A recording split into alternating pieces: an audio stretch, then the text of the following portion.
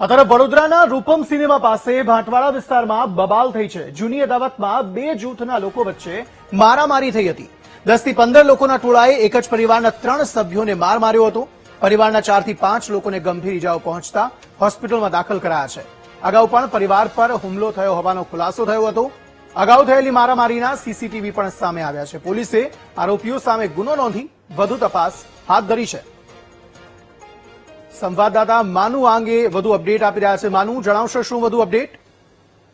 અંકિત, વડોદરાના રૂપમ સિનેમા પાસે ભાટવાડા વિસ્તારમાં જૂની અદાવતમાં હિંસક મારામારી થઈ હતી.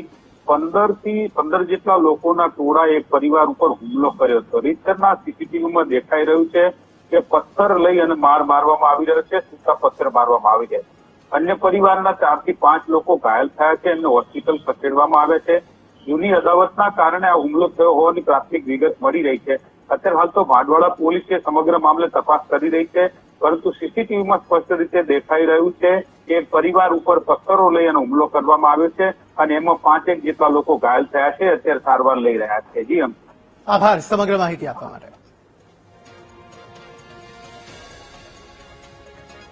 તો પોલીસે આ સમગ્ર મામલે હાલ તો તપાસ શરૂ કરી છે. રૂપમ સિનેમા પાસે બબાલનો મામલો સામે આવ્યો છે, જેના સીસીટીવી દ્રશ્યો સામે આવ્યા છે, જેમાં મારામારી થઈ છે તે સ્પષ્ટ દેખાઈ રહ્યું છે. જૂની અદાવતમાં આ પરિવાર પર હુમલો કરવામાં આવ્યો છે, જેમાં 15 લોકોના ટોળાએ પરિવારને ઘેર્યો હતો અને રીતસરનો માર માર્યો હતો. પરિવારજનોના માથા ફોડી નાખવામાં આવ્યા છે, જેમને સારવાર આપવામાં આવી રહી છે હાલ હોસ્પિટલમાં, અને પોલીસે આ સમગ્ર મામલે તપાસ હાથ ધરી છે.